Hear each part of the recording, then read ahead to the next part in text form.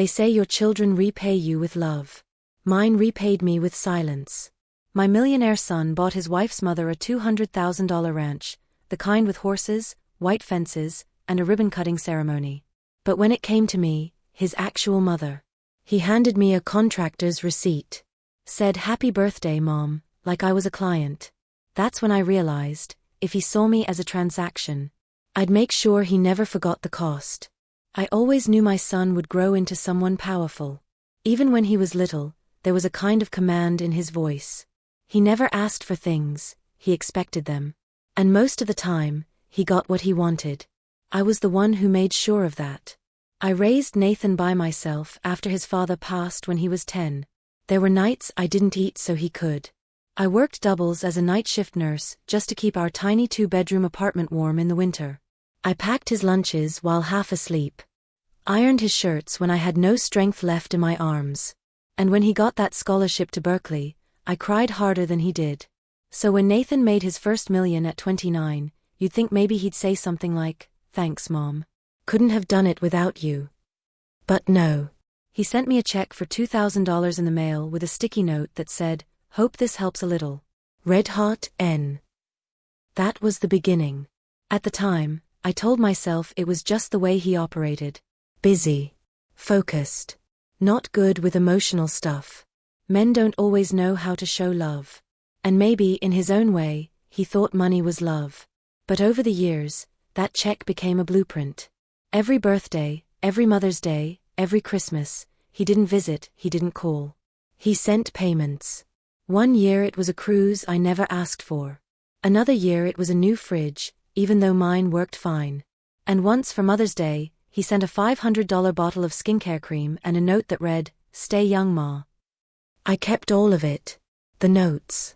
The receipts. The little polite insults dressed up as thoughtful gestures. But I smiled.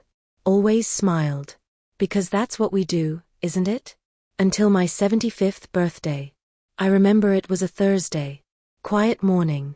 I had my coffee in the sunroom, birds chirping outside, the same old lavender robe tied tight around my waist. I wasn't expecting anything dramatic. But I did wonder if maybe, just maybe, Nathan might call this time. At 11:02 a.m., the doorbell rang. I opened the door to find a young man in a contractor's jumpsuit holding a clipboard and a work permit. "You Margaret?" he asked, chewing gum like he had somewhere better to be. "I am," I said slowly, looking at the truck behind him. "Cool. We're here for the kitchen reno. Shouldn't take more than a week. Cabinets, counters, backsplash, updated plumbing, all that jazz." I blinked. "What kitchen renovation?" He held out the clipboard like I was wasting his time. "Says here it was arranged and paid for by your son, Nathan Caldwell." There it was again. A birthday, a transaction, and no human contact. I stood there frozen, the hum of the truck's engine filling the silence as 2 more men in tool belts stepped onto the porch, carrying toolboxes and boxes of tile samples. I let them in. They walked through my home like it was a showroom, pointing at cabinets, discussing demo days, measuring backsplash space, like I didn't live there. Like I didn't matter. I called Nathan. Voicemail. I texted. "Thank you for the gift. Would've liked a card. Or a call." No reply. 3 hours later, I found a thick envelope on my kitchen counter. The contractor said it had been delivered separately by courier. Inside were blueprints, permits, and a payment receipt. $30,000, paid in full. And taped to the outside of the folder was a note on Nathan's company letterhead. "Happy 75th, Mom. Thought you deserved an upgrade. Red Heart N." An upgrade. Like I was a software version from the 90s. I stared at that note for a long time. I don't know what exactly snapped in me, but something did. Maybe it wasn't one moment, but a pile-up of years. Of being background noise in my own son's life. Of being treated like an obligation. A check mark. And then I remembered the ranch. 2 months earlier, Nathan had thrown a massive party for his mother-in-law's birthday. I wasn't invited. But I saw the photos online. A drone shot of the 200-acre ranch he gifted her. White fences. A red barn. A string quartet playing as he handed her the deed in front of a crowd. She wore pearls. He wore pride. And I? I scrolled through it from my twin bed. Now, with the smell of sawdust filling my kitchen and strangers rearranging my life, I couldn't pretend anymore. I couldn't smile and say, he means well. Not this time. That night, I sat at the kitchen table in the only space they hadn't torn apart, staring at that receipt under the overhead light. $30,000. To silence me. To decorate over guilt. I didn't cry. I planned. Because if my son wanted to treat me like a footnote in his success story, then I'd make sure I wrote a chapter that couldn't be erased. They didn't even clean up after themselves. After a week of hammering, drilling, sanding, of contractors treating my home like a construction site instead of the place I raised a boy into a man, they left with sawdust on the floor and a plastic-wrapped thank you card on my fridge. From Nathan's company. Not from Nathan. My new kitchen gleamed. Chrome appliances, quartz counters, minimalist cabinets that looked like they belonged in a hotel brochure. It was beautiful. Cold. Not me. Not once had anyone asked what I liked. And no one came to see it. No how do you like it, Mom? No tour. No hug. 2 weeks later, Nathan's face popped up on my TV. A local news segment. Business leaders who give back. There he was, standing on the ranch he bought for his wife's mother, talking about honoring the women who shape our lives. He called her the pillar of their family. I sat in my pristine kitchen and listened as he thanked her for supporting him through the toughest years of his company's birth. I'd kept his lights on when he couldn't pay rent. But she was the hero. That's when I decided to visit. No warning. No appointment. I figured if he could remodel my home without notice, I could show up at his. He lived in a gated community with security at the entrance. When the guard called up to his house, I heard Nathan say, "Fine. Let her through." Let her through. The words stung more than they should have. When I stepped into his marble-tiled foyer, he barely looked up from his phone. "Hey Mom. What's up?" "What's up?" "I came to thank you in person for the kitchen," I said, my voice calm. "And to see what a $200,000 gift looks like in person." His eyes flicked to mine for a second. "It's not like that." "Oh." I smiled. Because the news made it sound exactly like that. He stood up then, annoyed. "You're taking this the wrong way." "Am I?" I asked softly. "You gave a woman you've known for 15 years a ranch. You gave the woman who raised you a contractor." Nathan rubbed his temples. "Can we not do this? You called her a pillar. She's been really good to me, okay? And I wasn't?" He didn't answer. He didn't have to. In that moment, I realized something. My son didn't think he'd done anything wrong. Because in his mind, he'd done enough. I had a house. I had a new kitchen.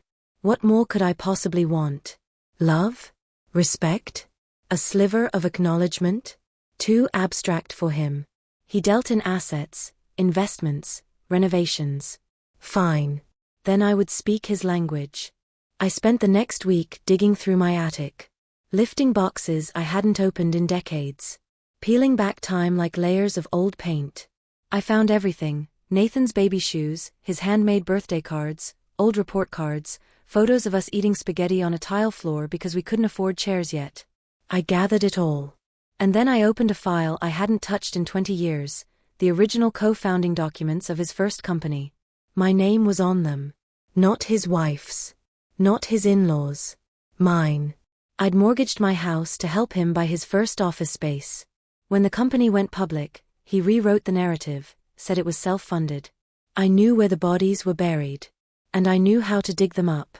That weekend, I paid a visit to the editor of the local paper. The same paper that ran his puff piece on gifting the ranch. I'd gone to school with the editor's mother. Small towns have long memories.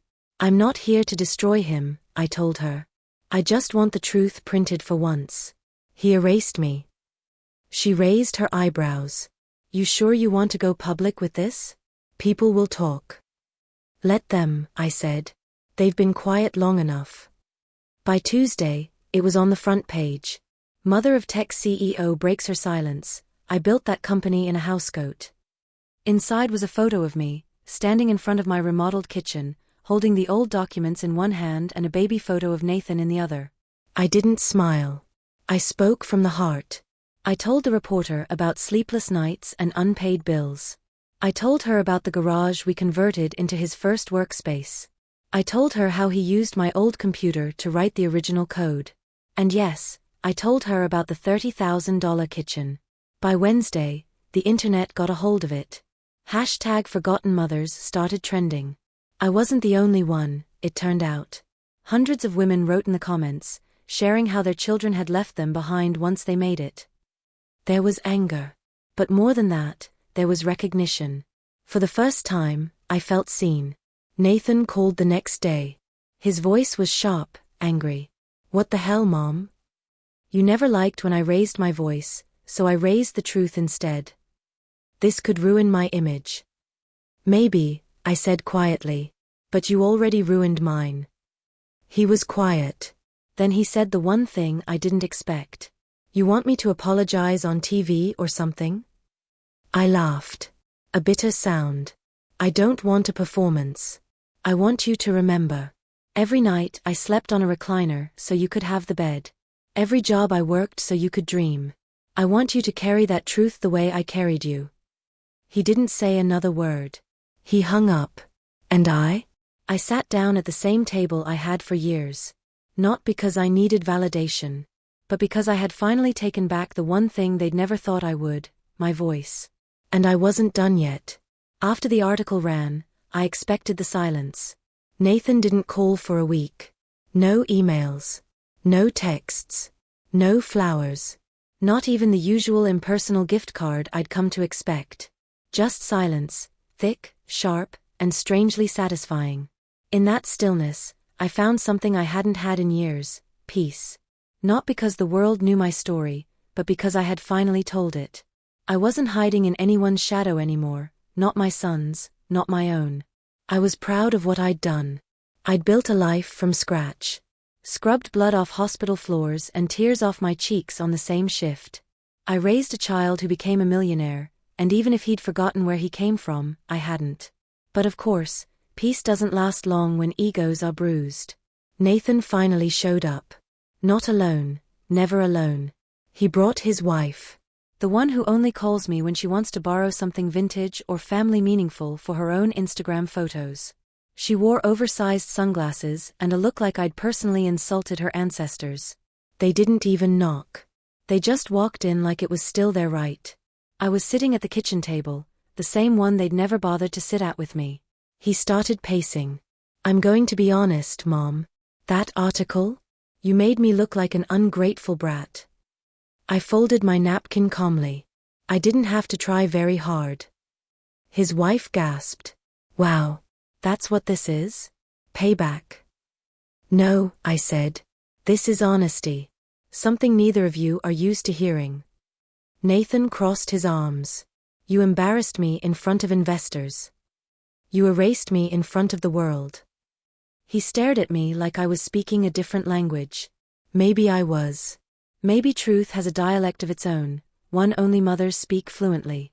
His wife pulled out her phone. "Do you have any idea what people are saying online? They're calling us vultures." "And what do you call people who strip someone of their story and pretend it's theirs?" I asked. They didn't answer. I could have ended it there. But I didn't. Because I hadn't waited 75 years just to make them uncomfortable. I wanted change. Real change. So I did the unthinkable. I handed him a folder. "What's this?" he asked. "Your past. Everything you forgot.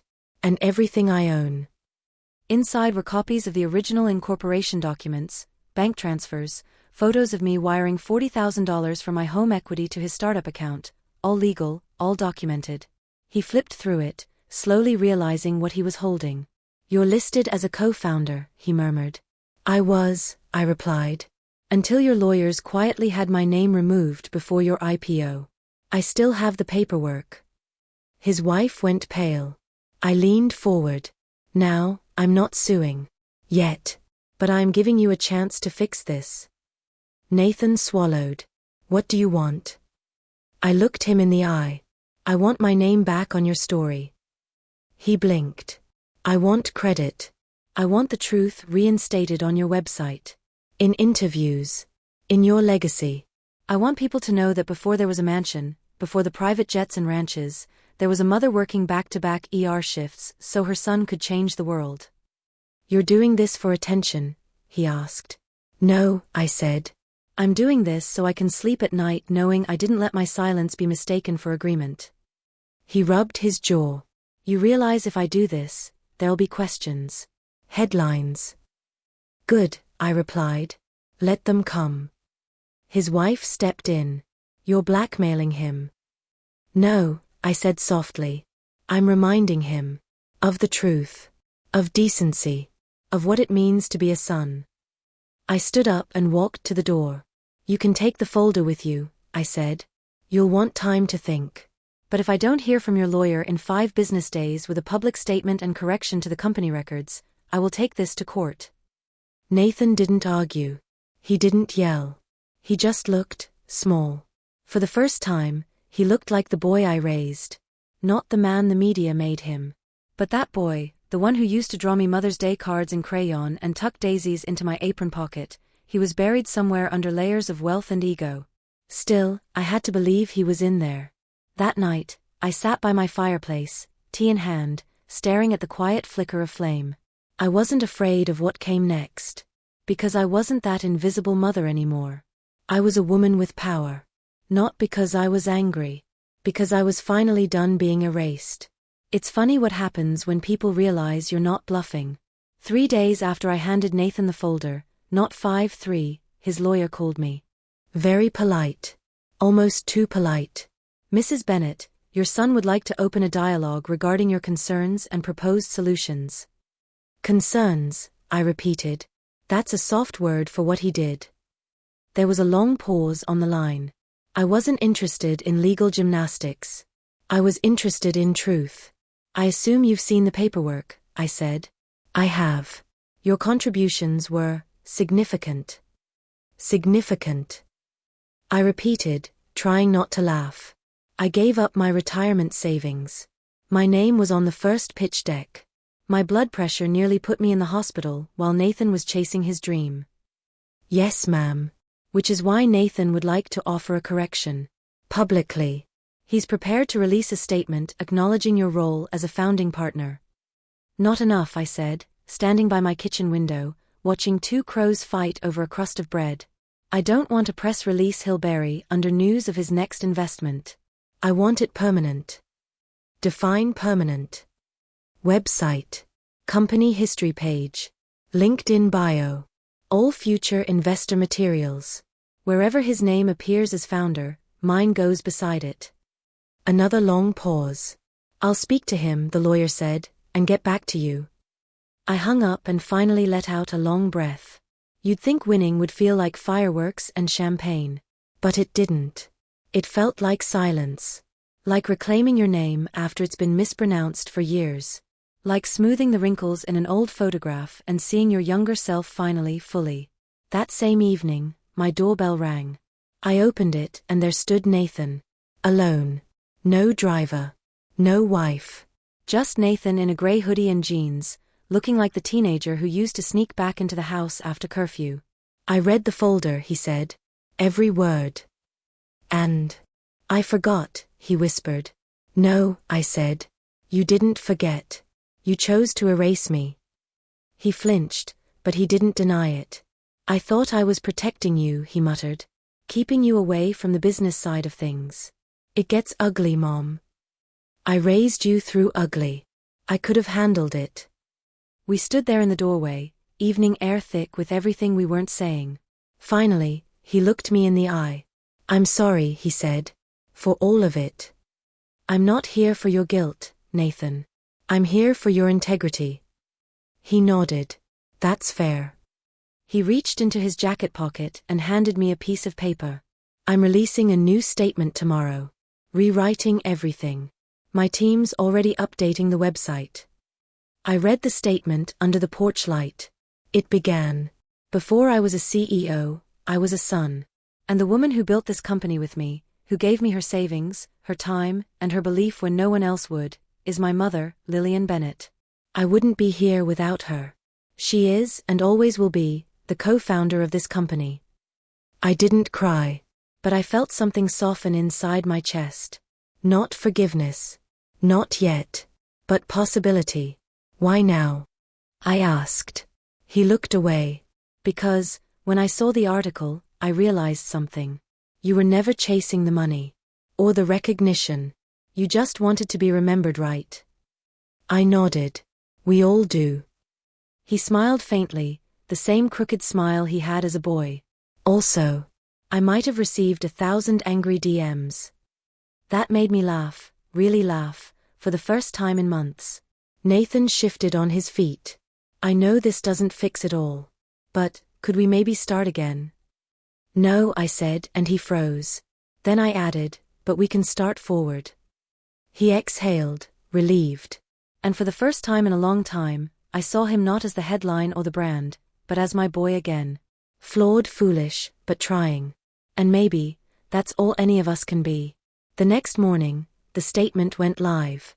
It spread faster than I expected. Business magazines, tech blogs, even morning news shows. But it wasn't the press that mattered. It was the phone calls.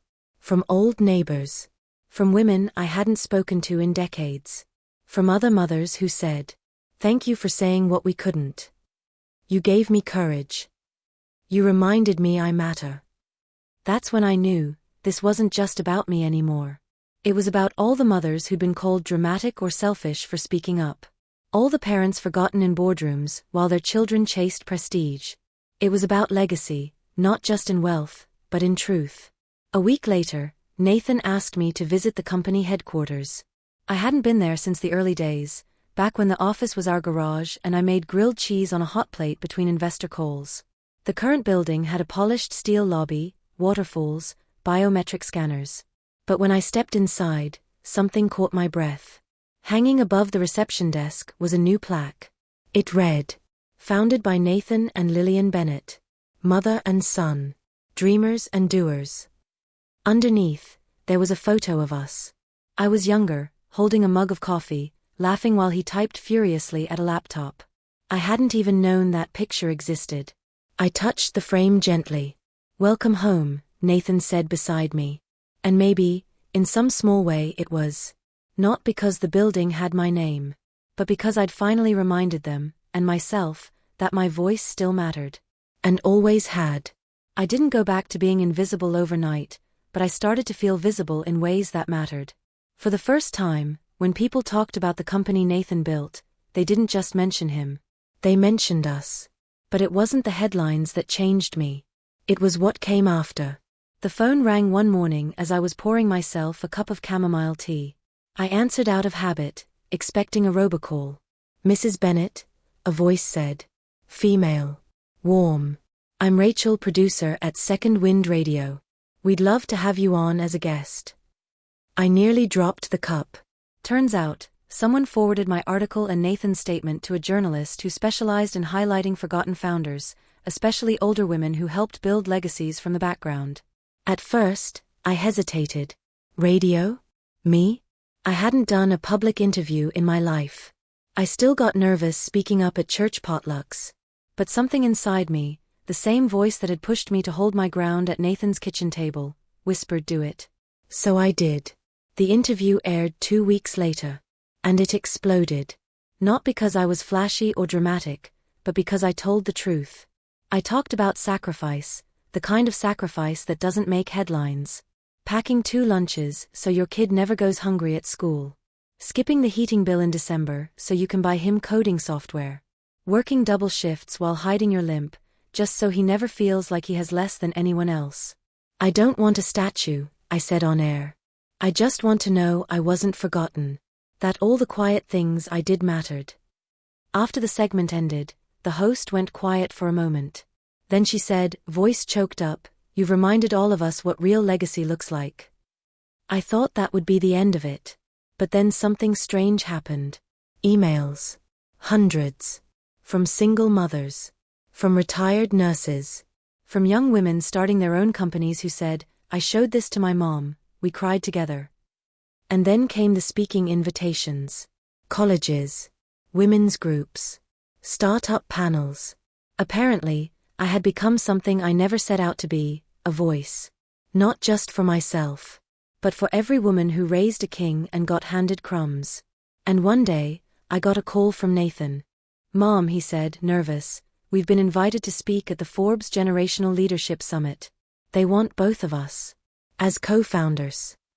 There was a long pause before I answered. "I'll do it," I said. "But I speak first."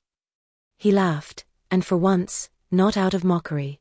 The day of the summit, I stood backstage in a crisp navy blue blazer and black slacks, my silver hair pinned neatly. Nathan stood beside me, looking almost humbled. We weren't just mother and son anymore. We were partners. Equals.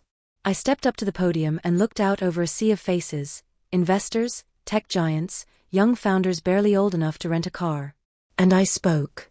About being overlooked. About what it means to give everything and get a kitchen remodel in return. About how legacy isn't built with just money, but memory. And then I said something I hadn't planned to. I used to think revenge meant making them feel what I felt.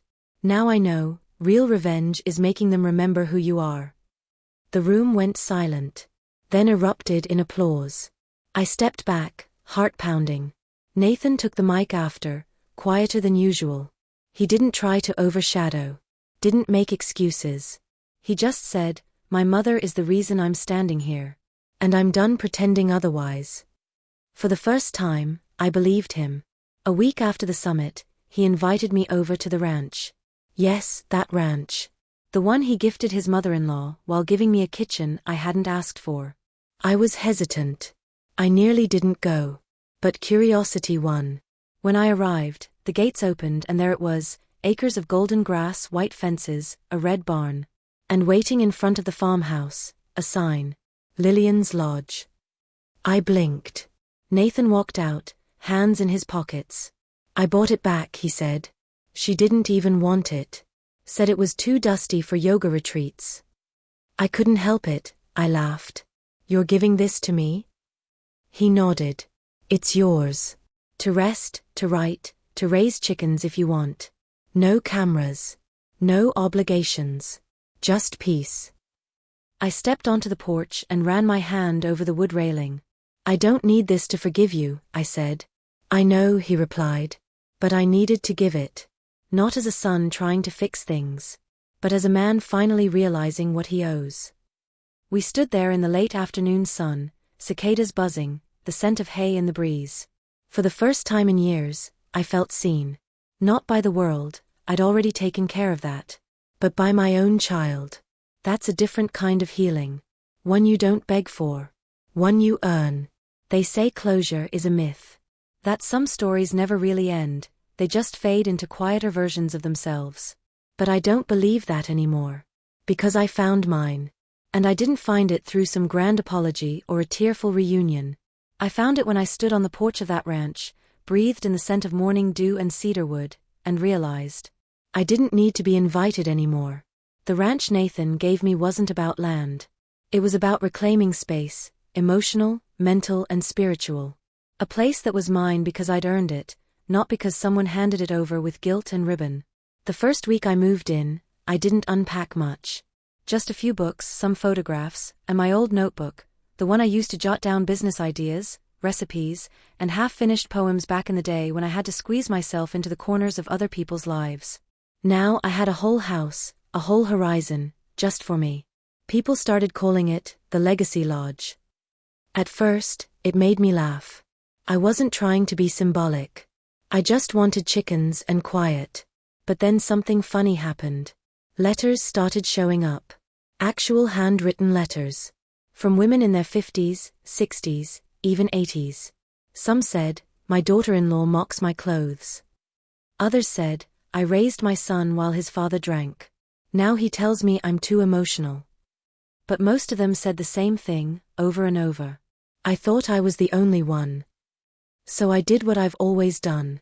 I started writing back.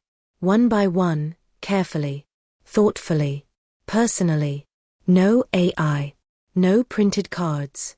Just pen, paper, and truth. And then someone, a young reporter from New Mexico, came to visit. She'd heard the story, read Nathan's statement, watched the interview, even saw the ranch. She wanted to do a documentary. Said it would highlight invisible women who shaped visible empires. I said no at first. I didn't want to be branded again, not as a martyr, not as a momtrepreneur, not as a symbol. But then she asked me something that caught me off guard. What would you say to yourself at 40, if you could go back? I didn't even have to think. I'd say, you're not crazy. You're just tired of being thanked behind closed doors. We filmed it a few months later. Quietly. Gently. It wasn't flashy.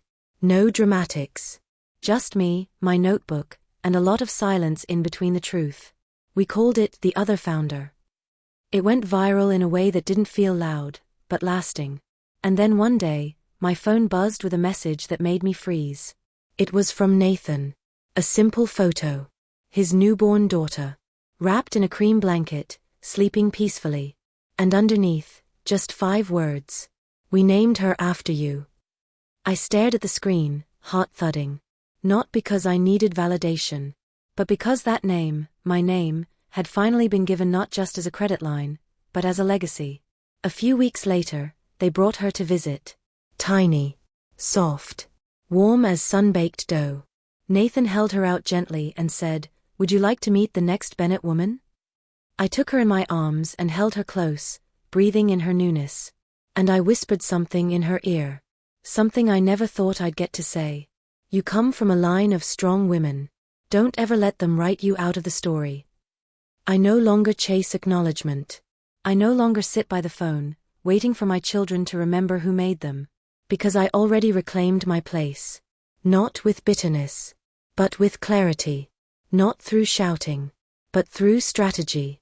And maybe that's what real revenge looks like when you're older. You don't burn bridges. You own them. You put your name on the foundation, and you watch from the porch while they finally learn how much it costs to build.